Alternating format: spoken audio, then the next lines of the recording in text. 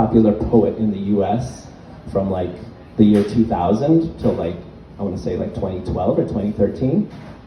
And one of the important things that he shared was just this conundrum of different, world religions. And it's been such an issue for us collectively as human beings about, my religion's right, yours is wrong, and just so much infighting. And he has this beautiful story where he says, so there's 4 guys, and they walk into a dark room, and there's this big elephant in the room. And mind you, it's a dark room, okay? And they're all touching this elephant. And each of them describes their experience of touching the elephant, okay? And so one of them is touching the leg of the elephant. And he says, I know what the elephant is. And he's touching the leg. And so he's like, it's this big, powerful, strong column. And then someone else touches the ivory husk and says, no, you got it wrong. The elephant is this smooth funnel that gets sharp, that gets thinner and thinner until it has this very sharp, pointy end. And then someone else is touching the trunk and says, no, you both got it wrong. The elephant is this flimsy tube that is very malleable, and that's what the elephant is. And then someone else is touching the body of the elephant. He says, you've all got it wrong. The elephant is this very powerful structure, that it's this huge edifice. That's what the elephant is. And so they're all bickering in the dark, mind you, and all of a sudden someone turns on the light. And so they all look, and they see that they're all touching and experiencing the elephant, but from their own perspective. So, in this story, each of them is correct, because that is their own experience of what the elephant is. However, they're only experiencing a certain aspect of the elephant. And only once the light is turned on, so they have the big picture, are they realizing that they only have one aspect of the experience. And so while it's very valuable and honorable for them to honor their own experience, it's also important for them to respect and honor someone else's experience. And so this is how Rumi goes about telling about the parable of different world religions. He's saying they're all experiencing an aspect of the divine in their own way. And it's important to be respectful and to be able to honor that.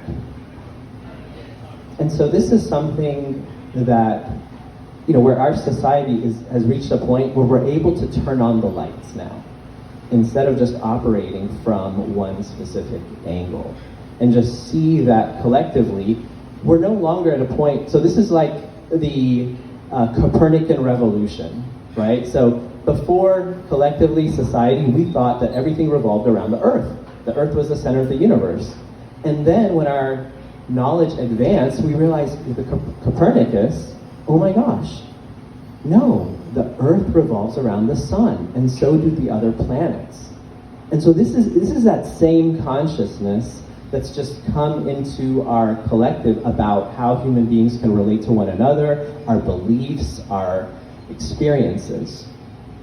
And so it's essentially just taking the lessons that we've come across in science, our experience of the natural world, and experiencing that at an individual level as far as our experience of our being here on Earth.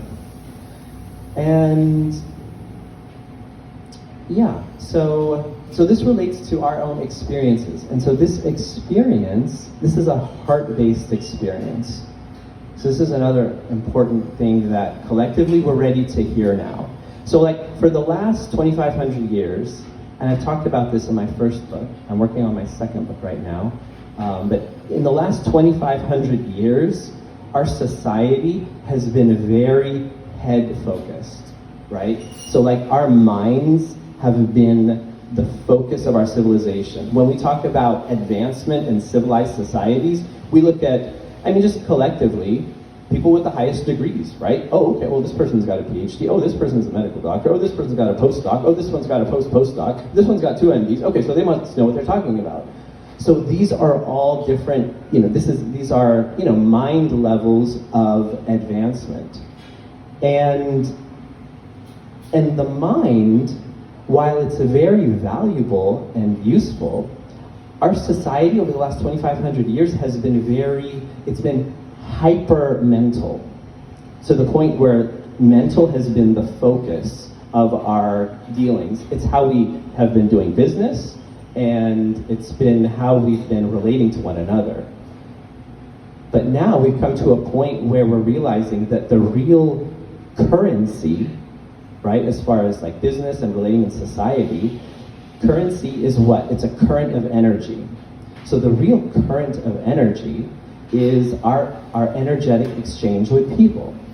So like, for example, here in this amazing coffee shop, we're here, we engage in community, right? So we connect with people, we engage in conversation. So like the currency is our being able to connect with one another.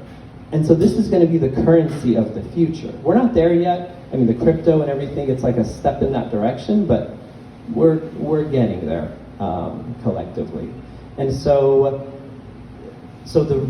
now we're recognizing that the heart is where our guidance for life is, right? Love is the sweetest thing, connecting to our authentic selves. The way we do that is through our hearts. And so if we can honor that, then we can let our minds serve that guidance. So the mind still being valuable, but being in service to our hearts, which is in service to the heart of the world. Thank you so much. It's been an honor and a blessing.